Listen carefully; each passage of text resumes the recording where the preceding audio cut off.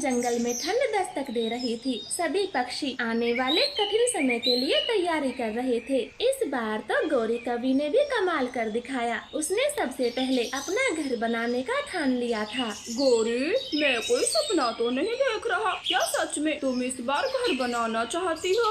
गौरी कवि कालू को चिमटी काटती है। कालू कौवा चिल्ला जाता है, अरे अरे, ये तो हकीकत है। हाँ, ये सपना नहीं हकीकत है। अब जल्दी चलो, हम इस बार सबसे मजबूत और पक्का घर बनाएंगे, उस रानों से भी पहले। ऐसे बातें कर गौरी कवि कालू को जल्दी से जंगल की तरफ ले जाती है। गौरी जल्दी जल्दी घास इकट्ठा कर रही थी। कालू कौवा पेड़ से लकड़ी काटे जा रहा था। गौरी, इतनी सारी घास क्या तुम एक साथ ले जाओगी? और नहीं तो क्या पड़ोसियों को बुलाऊंगी। अब जल्दी से ये गट्ठर उठाकर मेरे सर पे रख दो, और तुम भी जल्दी से ये लकड़ी ले आओ। हमें टाइम पास नहीं करना, घर बनाना है। फिर कालू वो गट्ठर गौरी के सर पे रखवा देता है। वजन बहुत ज्यादा था, मगर गौरी जैसे तैसे लेकर उड़ना शुरू करती है। कालू भी पीछे पीछे उड़ता है। लगभग कुछ ही देर में वो अपने जंगल लौट आते हैं। मर गए गौरी, कितना वजन था। कालू कौवे के तो पसीने छूट गए थे, मगर गौरी पर तो न जाने कौन सा भूत सवार था। वो तो धूप में ही घर बनाना शुरू भी कर देती है। गौरी, जरा दम तो ले लेती, अभी सर्दी आने में समय है। आप तो ऐसे कर रही हो जैसे हम सर्दी में मरने वाले हैं। बातें बनाना बंद करो और जल्दी से मेरी सहायता करो। देखो, मुझे भी पसीने आ रहे हैं। फिर कालू कौवा गौरी के साथ घर बनाना शुरू करता है। वो जितना भी घास फूस लेकर आए थे, वो कुछ ही दिनों में खत्म हो जाता है। कालू, तुम जल्दी जाओ और घास फूस लेकर आओ, मैं तब तक रस्सियों को मजबूती से बांधती हूँ। कालू कौवा ना चाहते हुए भी घास फूस लेने चला जाता है। वो जल्दी जल्दी घास इकट्ठा कर रहा था। वहाँ और भी पक्षी थे जो आराम से घास इकट्ठा कर रहे थे। कालू कौवे, लगता है इस बार आप सबसे पहले घर बनाओगे। चिड़िया, जो काम करना है उसमें देरी ही कैसी, बस जल्दी जल्दी कर लेना चाहिए। अब मेरी ये घास उठवा दो, मैं जाता हूँ। कबूतर कालू कौवे की घास सर पे रखवा देता है और कालू तो वहाँ से तेज उड़ जाता है। मैं कोई सपना तो नहीं देख रहा, ये सच में कालू ही था क्या? हाँ हाँ मिठू, ये कालू कौवा ही था। अब आप भी अपने पंख जल्दी जल्दी चलाएं। मैंने कल देखा था, उन्होंने तो अपना आधा घर बना भी लिया। ऐसे वो सब भी अपनी अपनी घास लेकर उड़ जाते हैं। कुछ समय बीत जाता है और जैसा कि गौरी कवि चाहती थी, उसका घर सबसे पहले बनकर तैयार हो जाता है। मेरा सुंदर घर, मेरे सपनों का घर आखिर सबसे पहले बन ही गया। पर ये कालू न जाने कहाँ चला गया है। गौरी, मैं यहाँ हूँ तुम्हारे पीछे। नए घर के लिए फूल लाया हूँ, इनकी माला बनाकर दरवाजे पर लगाएंगे। हमारा घर बहुत सुंदर लगेगा। फिर वो दोनों खुशी खुशी फूलों की माला बनाते हैं और दरवाजे पर बांध देते हैं। गौरी तो बहुत खुश थी। वो सब पक्षियों के सामने बहुत इतरा रही थी। चिड़िया, आपका घर तो अभी आधा बना है, हमें देखो, हमारा घर कब का पूरा बन गया। बहुत बहुत बधाई गौरी कवि, बस हमारा घर भी बनने ही वाला है, कुछ दिनों की बात है। अच्छा ठीक है, अब मैं कबूतर का घर देख कर आती हूँ, उसका घर बना या नहीं। गौरी कबूतर के घर जाती है। कबूतर बीच में बीमार हो गया था, इसलिए उसका घर तो थोड़ा ही बना था। गौरी कवि खूब हंसती है। कबूतर, आपके घर का तो सिर्फ ढांचा बना है, लगता है घर अगली सर्दियों में बनेगा। गौरी, इतना भी मजाक न बनाओ, दवा ले ली है मैंने, जैसे ही आराम पड़ता है मैं जल्दी से घर ही बनाऊंगा। अगर तेरा बुखार ठीक ही ना हो तो सर्दी गुजारने पहाड़ियों में चले जाना, मगर चीलों से सावधान रहना। गौरी, मेरा दिमाग खाना बंद करो, तुम जाओ यहाँ से, मैंने दवा ली है, आराम करना चाहता हूँ। हाँ हाँ, करो आराम, लेकिन घर बनाना मत भूल जाना। छत पक्की करने के लिए काली घास ढूंढ कर लाना, वरना बाद में बड़ी दिक्कत हो जाएगी। ऐसे बोलते हुए गौरी कवि वहाँ से चली जाती है। वो मिट्ठू से भी बोलती है, मिट्ठू तोते, घर में शीशम की लकड़ी लगाओ, ना कि नीम की। हमने अपना पूरा घर शीशम की लकड़ियों से बनाया है, वो बहुत मजबूत होती हैं। गौरी कवि, मैं तो हर बार नीम की ही लकड़ी लगवाता हूँ, ये भी कहीं नहीं जाती, बहुत मजबूत बनता है घर। मेरे कहने से इस बार शीशम की लकड़ी लगा लो, फिर देखना घर कितना चलता है। ऐसे सलाह देते हुए गौरी वहाँ से चली जाती है। जिंदगी में पहली बार तो इस गौरी ने घर बनाया है, बस इसीलिए इतना जा रही है, लेकिन मुझे क्या, मैं तो नीम की ही लकड़ी लगाऊंगा। ऐसे गौरी को अब जो कोई भी दिखता वो सबके घरों में नुक्स निकालती। ऐसे ही कुछ समय बीत जाता है। एक दिन अचानक से बिजली कड़कने लगी और देखते ही देखते घनघोर वर्षा होने लगी। बेमौसम आई बारिश से ठंड भी बढ़ गई। सभी पक्षी अपने आधे अधूरे घरों में छिप जाते हैं।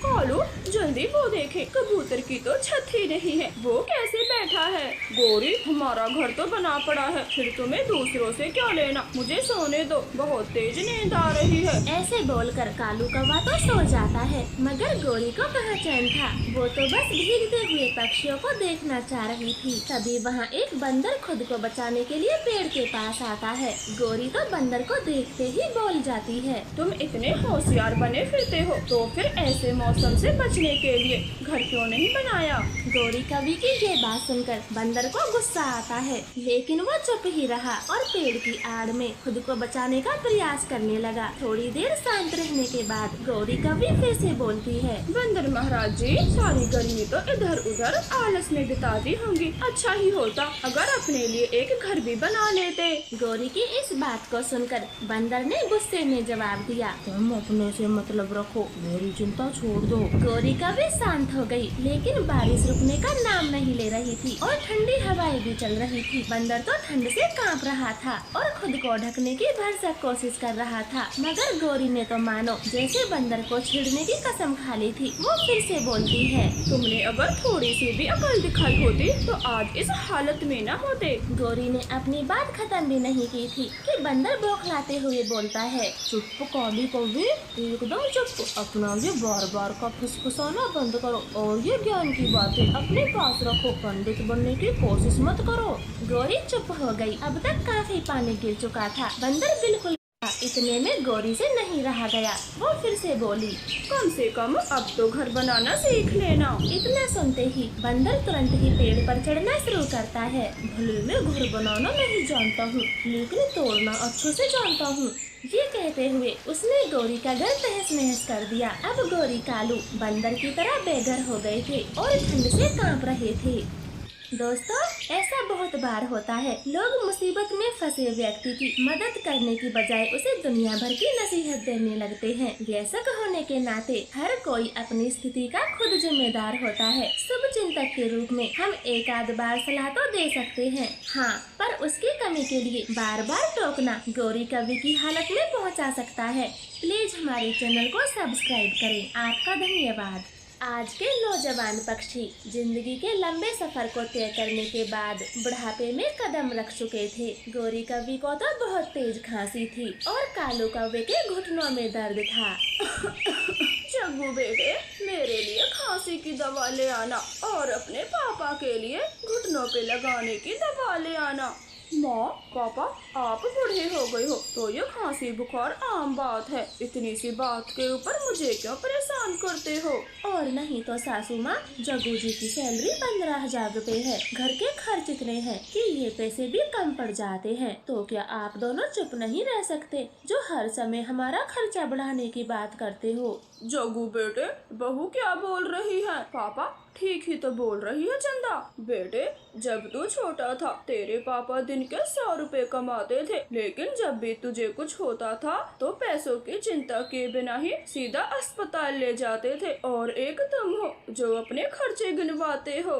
हाँ गौरी जी, फिर वो पैसे कितनी मुश्किल से चुकाता था मैं, पर देखो वही औलाद आज हमें अपने खर्चे गिनवाती है, जैसे हमने तो कुछ किया ही नहीं, पैदा होते ही बूढ़े हो गए। अपने बूढ़े माता पिता की ये बात सुनकर जग्गू कुछ नहीं बोल पाता। वो चुपचाप ही अपने काम पर चला जाता है, मगर उनकी चंदा बहू तो बूढ़े कालू गौरी से लड़ जाती है। आप दोनों कान खोल कर सुन लो, मेरे पति को घर से जाते समय रोका टोका न करो। वो काम पर जाते हैं, तुम दोनों की तरह थाली नहीं चढ़ते। हमने तो बस अपनी दवा ही मांगी थी बहू। चुप, एकदम चुप, मुझे तुम्हारे भाषण नहीं सुनने। ऐसे चंदा कवि अपने कामों में लग जाती है। बूढ़े कालू गौरी तो घर से निकल जाते हैं और दूर पेड़ की छांव में बैठ जाते हैं। वहाँ रानो चिड़िया भी आ जाती है। बताओ गौरी, क्या हाल है? बुढ़ापा कैसे गुजर रहा है? सब ठीक ठाक तो है ना? गौरी तो रोने लग जाती है और उसे अपने बेटे बहू की सारी बातें बताती है। हाँ गोरी, ये भी एक बहुत बड़ी समस्या है बड़े बूढ़ों को लेकर। अपनी औलाद क्यों भूल जाती है। हमारे माता पिता ने हमें कितने कष्टों से पाला था, जो अपने माँ बाप को दुख देने से पहले एक बार भी नहीं सोचते। चिड़िया बहन, आप मुझे कोई छोटा मोटा काम दिला दें। हारी बीमारी लगी रहती है, कम से कम अपना इलाज तो करवा लेंगे। कालू, जिंदगी भर बहुत कमा लिया, क्या अब बुढ़ापे में भी कमाओगे। मेरे साथ चलो, सरकार बुजुर्गों के लिए वेतन देती है। चलो, मैं तुम्हारी पेंशन बंधवा देती हूँ। मैंने भी बंधवाई हुई है। ऐसे बातें कर वो सरकारी दफ्तर की तरफ निकल जाते हैं और चिड़िया कालू गोरी की पेंशन की बात करती है। आप ये सारे जरूरी दस्तावेज लेकर कल आ जाना, हम तुम्हारी पेंशन जारी करवा देंगे। कालू गोरी तो बहुत खुश थे और अपने घर को लौट जाते हैं और दूसरे दिन वो सारे कागज लेकर सरकारी दफ्तर में जमा कर देते हैं। आप दोनों की पेंशन इसी महीने की 15 तारीख से आना शुरू हो जाएगी, अब आप जा सकते हो। वो दोनों तो खुशी खुशी घर आते हैं और हर महीने पेंशन लेना शुरू कर देते हैं। वो दोनों तो अब अपनी सारी जरूरतों को पूरा करने लगे थे। कालू जी, आज मेरा नरम नरम गाजर का हलवा खाने का मन है। बहू से कहेंगे तो कभी नहीं बनाएगी। गोरी, आप चिंता क्यों करती हो? आप मेरे साथ होटल में चलो, एसी के नीचे बैठाकर गाजर का हलवा खिलाऊंगा तुम्हें। फिर वो दोनों बूढ़े पति पत्नी होटल पहुंच जाते हैं और पेट भर गाजर का हलवा खाते हैं। अब वो ऐसे ही खुशी खुशी रहने लगे थे, जो जी में आता वो खाने लगे थे। जग्गू जी, ये बूढ़े बुढ़िया तो बड़े मजे से ऐश कर रहे हैं। ये नहीं सोचते 4 पैसे जोड़कर बेटे बहू को दे दे। घर में कितने सारे खर्च हैं, आखिर रह तो हमारे ही साथ रहे हैं, फिर पैसे देने में क्या हर्ज है। चंदा जी, उन पैसों पर मम्मा पापा का ही हक है। अब उनका जो भी मन करे वो करें, हमें क्या, मैं कमा तो रहा हूँ, फिर आपको क्या कमी। ऐसे बोलकर जग्गू कौवा अपने काम पर निकल जाता है। चंदा कौवे तो वो पैसे ऐंठने का भी दिमाग लगाती है। माँ जी, आपके पोते की फीस भरनी है। जग्गू जी की तनख्वाह नहीं मिली इस महीने। अगर समय पर फीस न भरी गई तो चिंकू को स्कूल से निकाल दिया जाएगा। अब मैं क्या करूं? कालू गोरी को तो अपने पोते की ये बात सुनकर बहुत दुख होता है। बहू, तुम चिंता मत करो, हमें कल ही पेंशन मिली है। लो, ये रुपए ले जाओ और चिंकू बेटे की फीस भर दो। चंदा कौवी तो झट से वो रुपए ले लेती है। अब तो वो हर महीने ऐसा ही करने लगी थी। जैसे ही बूढ़े कालू गोरी अपनी पेंशन लेकर आते, वो कोई न कोई बहाना बनाकर सारे पैसे ऐंठ लेती। चंदा बहू, आज खिचड़ी खाने का बहुत मन है, तो आप हमारे लिए खिचड़ी बना दें। बुढ़िया, आज मैंने पापड़ तले हैं तो मैं बहुत थक गई हूँ, खिचड़ी नहीं बना सकती, आप वही खा लें। लेकिन मेरा खिचड़ी खाने का मन है। कोई बात नहीं बेटा, बना दे, थोड़ी देर लगेगी। बुढ़िया, मस्का मत लगा, मैं नहीं बनाने वाली, अब जाओ यहाँ से। आराम से सोने भी नहीं देती। ऐसे बोलकर चंदा कौवी तो सो जाती है। कालू गोरी को तो बहुत बुरा लगता है। गोरी, अब चाहे बहू कुछ भी कहे, हम उसे 1 रुपया नहीं देंगे। वो ऐसे फैसला कर लेते हैं। अगले महीने उनकी पेंशन आती है। चंदा कौवी तो फिर से मीठा मीठा बोलती है। माँ जी, चिड़िया की पोती की शादी है, हमारे पास किसी पर भी नए कपड़े नहीं हैं। अगर आप रुपए दे देती तो हम सब भी नए कपड़े पहन लेते। बहू, पैसे लेते समय मीठा मीठा, और जब किसी काम की कहो तो जहर घोलती हो। चली जाओ यहाँ से, हम तुम्हें 1 रुपया नहीं देंगे। चंदा कौवी को तो बहुत गुस्सा आता है। वो दोनों को घर से निकालने का फैसला कर लेती है। जग्गू जी, जंगल के बाहर बहुत बड़ा अनाथ आश्रम है, आप बुढ़े बुढ़िया को वहाँ छोड़ाओ, वहाँ उन्हें कोई कमी नहीं होगी। नौकर चाकर लगे रहते हैं ऐसे आश्रमों में, और वैसे भी अब इनका मन नहीं लगता घर में, हर समय बाहर ही घूमते रहते हैं। जग्गू कौवे को अपनी पत्नी की बात ठीक लगती है। वो उन दोनों को उसी दिन आश्रम छोड़ने चला जाता है। मम्मा पापा, ये देखो यहाँ कितने बूढ़े पक्षी हैं। आपको अब कोई कमी नहीं होगी, आपका मन भी अच्छा लगेगा, मैं भी मिलने आता जाता रहूँगा। कालू गोरी तो एकदम चुपचाप खड़े थे। जग्गू कौवा लौट जाता है। रानो चिड़िया जब ये खबर सुनती है, वो तो तुरंत तुरंत ही सरकारी वकील के साथ आश्रम जाती है और दोनों को घर ले आती है। देखें जग्गू जी, ये घर आपके माता पिता का है, तो इस घर पे आपका हक नहीं, आपके बूढ़े माता पिता का है। तुम दोनों यहाँ से निकल जाओ। लेकिन हम कहाँ रहेंगे, हमारे बारे में भी कुछ सोचें। चाहे कहीं भी रहो, ये घर इन्हीं का है और यहाँ यही रहेंगे। वो दोनों तो बहुत डर जाते हैं और घर में रहने की भीख मांगते हैं। मम्मा पापा, हमें माफ कर दो, हमसे बहुत बड़ी गलती हो गई जो बुढ़ापे में आपका ख्याल नहीं रखा और आपको घर से बाहर निकाल दिया। हाँ माँ जी, मुझे भी माफ कर दो। आज के बाद सबसे पहले आपकी बात मानूंगी। आप जो भी कहोगी तुरंत बना के दूंगी। अपने बेटे बहू की ऐसी बातें सुनकर वो उन्हें माफ कर देते हैं और हंसी खुशी मिलजुल कर रहने लगते हैं। अब चंदा कवि तो उनकी खूब सेवा करने लगी थी। तो प्यारे दोस्तों, इस कहानी से सीख मिलती है, अपने माँ बाप की बुढ़ापे में सेवा करना सबका फर्ज होता है। उन्हें कोई भी दुख देने से पहले अपना बचपन याद करें, उन्होंने कैसे कैसे आपका ख्याल रखा था।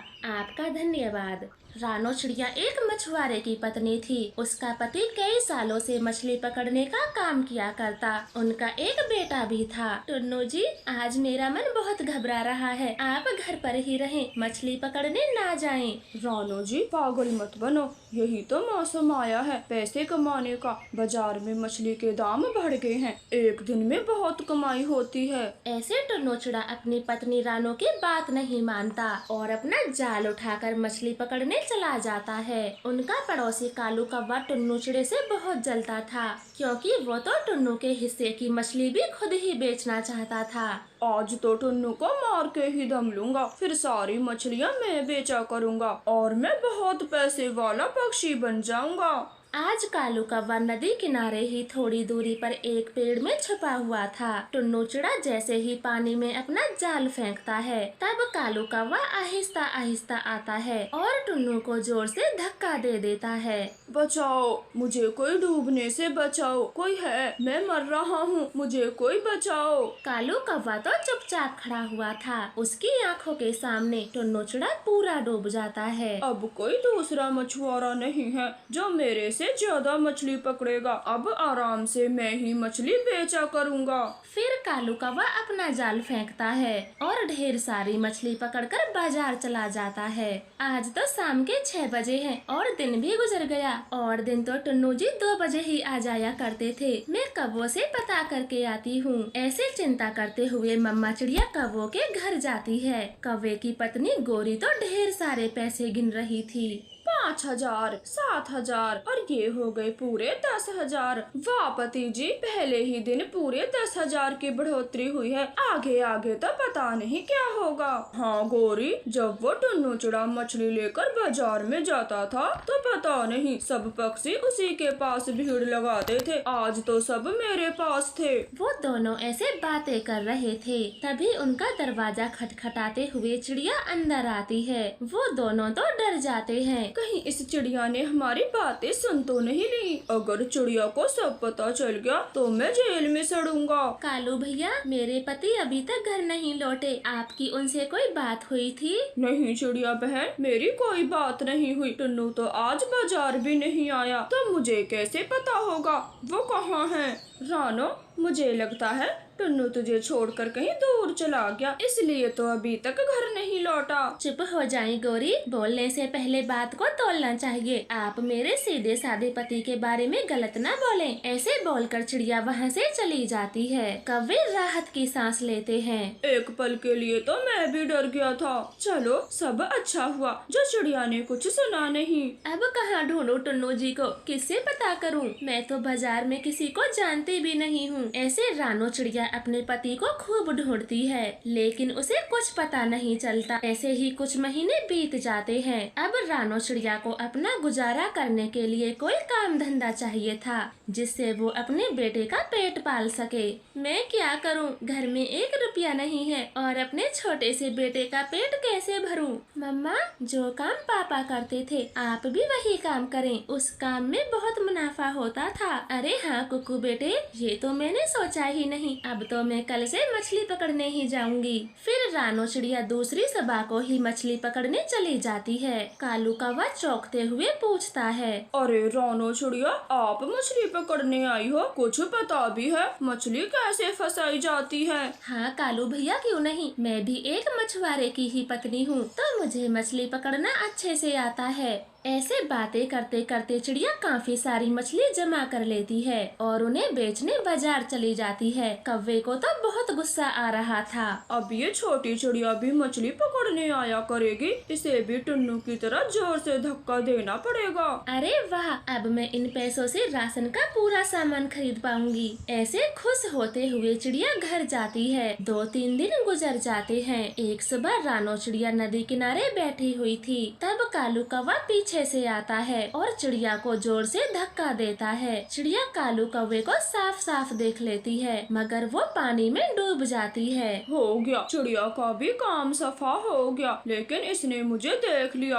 अरे मैं भी कितना बुद्धू हूँ, चिड़िया तो मर जाएगी, फिर मुझे कैसा डर। ऐसे कालू कौवा वहाँ से चला जाता है। चिड़िया पानी के अंदर बेहोश पड़ी थी। उसकी जान एक जल परी बचा लेती है और नदी से बाहर करती है। आप ठीक हो चिड़िया? जल परी जी, आपने मुझे मरने से बचा लिया, आपका बहुत बहुत धन्यवाद, वरना मेरा छोटा सा बेटा अनाथ हो जाता। लेकिन चिड़िया, आप नदी के पानी में कैसे गिरी? फिर रानो चिड़िया कालू कौवे की सारी करतूत जल परी को बता देती है। हो ना हो, उस कालू कौवे ने ही मेरे पति को मारा होगा। मुझे उस कौवे पर जरा भी यकीन नहीं, मैं छोड़ूंगी नहीं उसे। छोटी चिड़िया, आप उस कौवे से लड़ नहीं पाओगी, वो तो उल्टा ही आपको मार देगा। लो, ये मेरा जादुई शंख है। अब जब भी आप किसी मुसीबत में आए तो इसे बजाना, मैं दौड़ी दौड़ी तुम्हारे पास आऊंगी। फिर चिड़िया जल परी का शंख लेकर भागती हुई कौवे के घर जाती है। कालू, ये चिड़िया तो जिंदा है, पता नहीं कैसे बच गई, मैं तो मार के ही आया था। दुष्ट कौवो,